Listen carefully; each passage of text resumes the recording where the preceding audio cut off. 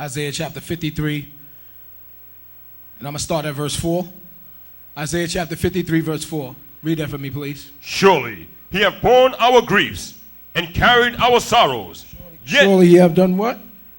he hath borne our griefs. Read on. And carried our sorrows. Okay, surely he have carried our griefs. Borne means to carry. Surely he have carried our griefs and carried our sorrows. Everybody understand? God. Okay, but people will say, well, why? The wicked will say that, right? Why?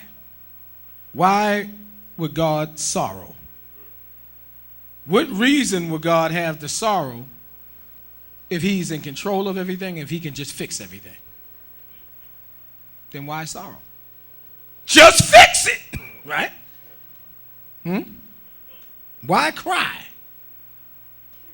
when you don't have to? When you could just make everything right. Whatever it is that you're crying about, you could just make it right. So why cry? All these questions. When God shows emotions, that's what that is. That's emotion. God has emotions. Do everybody understand that? And when God shows emotions, it's like when he do anything else. And everything else that he do it to teach a very valuable lesson. Do everybody understand that? So when he was a man of sorrows, and it's our sorrows, and it's our griefs, what's the lesson? Let's go to the book of St. John, chapter 11.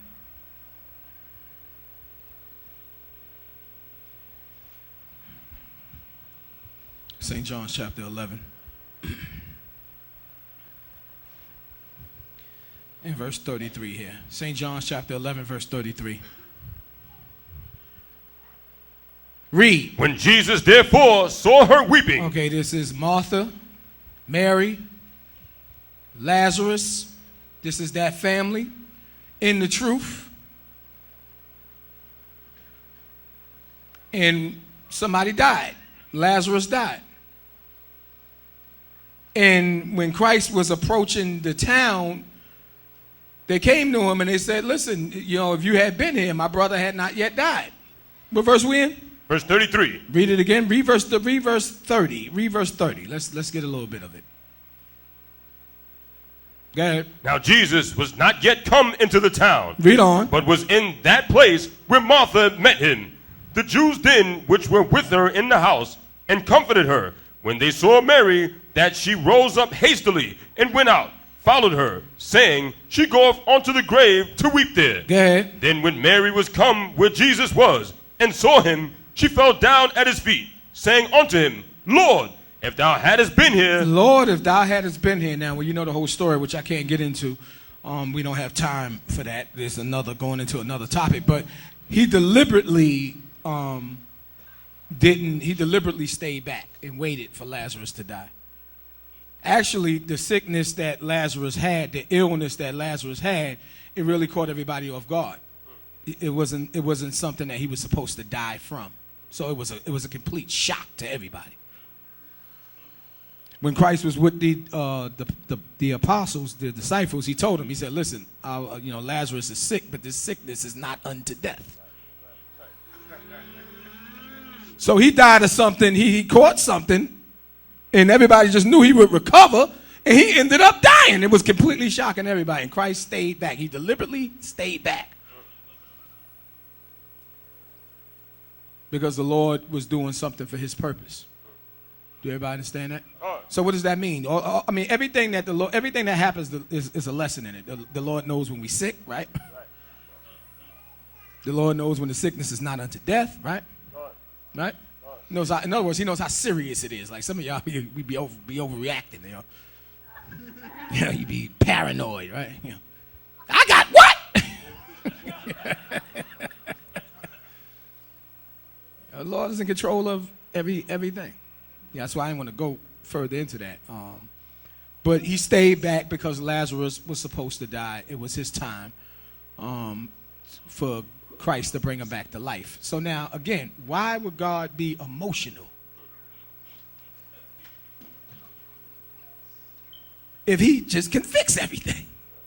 Because that's what we're about to see here. We're about to see emotions, even though we know he gonna fix it. We're about to see emotions, even though he knows he's gonna fix it. Now his emotions is not phony and fake. He's not faking it. Read on. The end of verse 32. Lord, if thou hadst been here, my brother had not died. Okay, Lord, if you've been here, if you only been here, and that's what Christ said, I'm glad for your sakes I was not there when he died, because everybody would look at him and be like, Jesus, how could this happen when you were around? Because they got the demons in them. Again, questioning God. How can this? Like they understand something, man, on that level, right? Read on. When Jesus therefore saw her weeping. When Jesus therefore saw her weeping, so she's hurting. Her brother just died. She's in pain. She's in grief.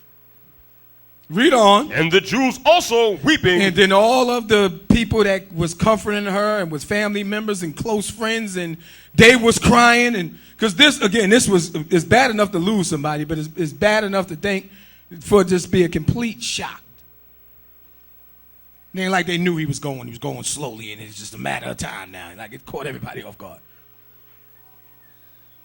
Read on. Which came with her. Read on. He groaned in the spirit. Read on. And was troubled. He groaned in the spirit and was troubled. Read on. And said, where have you laid him? Read on. They said unto him, Lord, come and see. Read. Jesus wept. Read it again. Jesus wept. Read it one more time. Jesus wept. Read it again. Jesus wept. Read it one more time. Jesus wept. Read it again. Jesus wept. Jesus wept. So, man of sorrows, we're going to be going into two directions here. We're going to be going up and down, okay?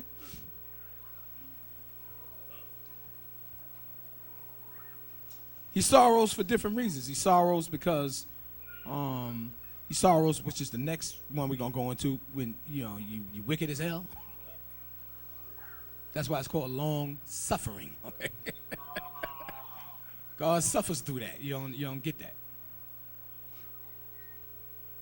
Not bringing punishment immediately, because he's not willing that any should perish, but that all should come to repentance. But that's one part of the sorrow and the grief of people's wickedness. And even in this chapter, people are going to start getting wicked. They're going to start doubting him and start talking about how he was, how he loved his family and why he died. And so he's going to start groaning, but that's for the wickedness now. But this right here is not for the wickedness. Again, why is he crying? Because he cares. Isn't that a simple answer? Why would God sorrow if he could just fix everything? Because how else would we know God cared? How else would you know anybody cared without them showing emotion?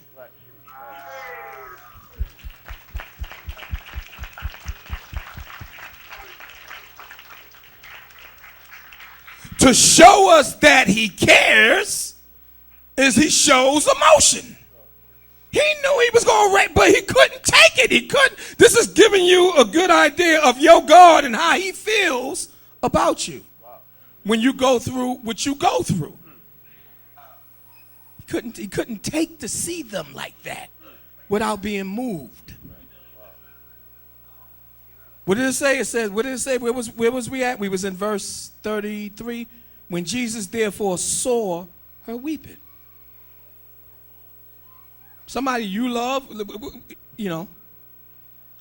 crying in front of you and is in all kind of pain. How are you going to show you care? How are they going to know you care? When he therefore saw her weeping, and the Jews also weeping, he seen them weeping, and he said, where did you lay? Jesus wept. Right? Y'all see that, right? Now, what's the next verse? That was verse 35, the shortest verse in the Bible, 2 words, Jesus wept.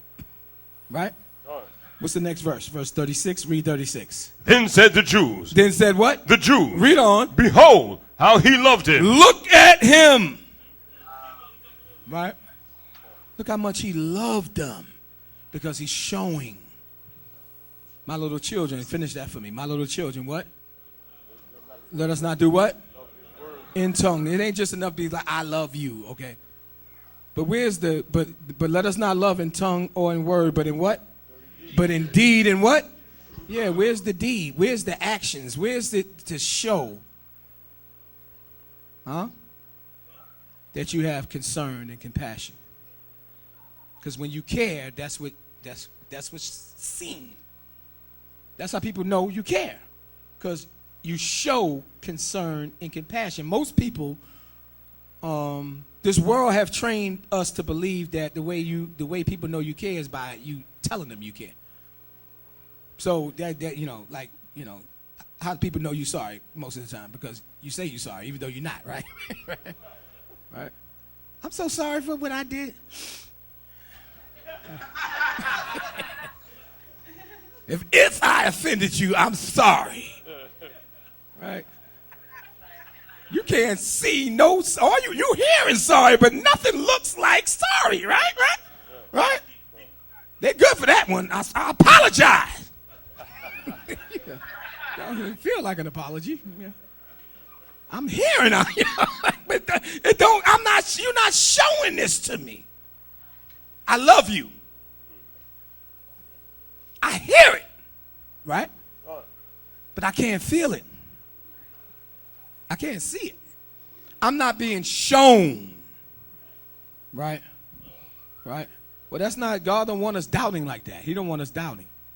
He ain't going to just say, I love you, right? He going to show his emotions. He going to show that he cares. Let's get the book of 1 Peter chapter 5. And then we're going to go to Luke chapter 19. The Lord don't want you walking around wondering if he really cares. He wants you to know. 1 Peter chapter 5, verse 6. 1 Peter chapter 5, verse 6. Read that for me, please. Humble yourselves, therefore, under the mighty hand of God. Do what? Humble yourselves, therefore, under the mighty hand of God. Humble yourselves, therefore, under the mighty hand of God. Read on. That he may exalt you in due time. Yeah, it's okay to mourn. It's okay to pray. It's okay to be needy when you're in need. Not to be proud. Okay. And then God will exalt you in due time. Why? Why? It's going to tell. Why? Why is it only a matter of time? That's what every Israelite is supposed to understand. Whatever is happening that is uncomfortable, that is hardship, it's only a matter of time. Yes. If you humble yourself under the mighty hand of God, and he will exalt you, and meaning you're going to come up out of that situation in what? In due time. In due time. According to his time. Read on. Casting all your care upon him. Putting it all on him. Why? Read on. For he careth. Read it again. For he careth. Read it one more time. For he careth. Say it with me. For he careth. Say it again. For he careth. Say it what? For he careth. For he careth. Read on. For you. He cares for you. Yes. So again, you may say, well, in the flesh we seen him weep, and they said, behold, look at him weep. This is how we know he cares. Now he's showing you other ways that you can know he cares. He helps. He helps you. You in something that you know you ain't get yourself out of. How did you get out of it? You in something where the circumstances changed. How did it change? He helped you. Why did he help you? Okay? You walk by somebody, be like, help. You don't give a damn, you keep walking, right? That's the story of the Samaritan. Okay? You had Israelites, always Israelites in that story. People had Good Samaritan, think it was some damn Ethiopian somewhere. It was all Israelites. But it was one that was the Samaritan was an enemy. Okay, they was beef between neighbors. And the Lord made the story where even the priest of God, the Levite, walked by. It didn't help. There was a man on the side of the road, wounded. The Levite kept going. The crooks may still be around. Like, I ain't getting stuck up. I'm mind my business and keep it moving. Right? The one that showed compassion. Did something. Helped. That's the one that cared. You got people that so messed up in this world. This world on the miseducation of the Negro, West Indian, Hispanic. That people don't even know when people don't give a damn. Okay, like how you not gonna know when somebody don't give a damn? You still confused on that one. I thought you loved me. No, well, you was wrong. That person hates your guts. Okay? And then the people that care, that you don't give a damn. Huh? It's like everything is backwards. But again, the Lord don't want us wondering. He don't want you wondering. He wants you to feel loved. He wants you to feel loved so much that he gave us a commandment to love one another. That's how much he wants us to walk around feeling wanted, valuable,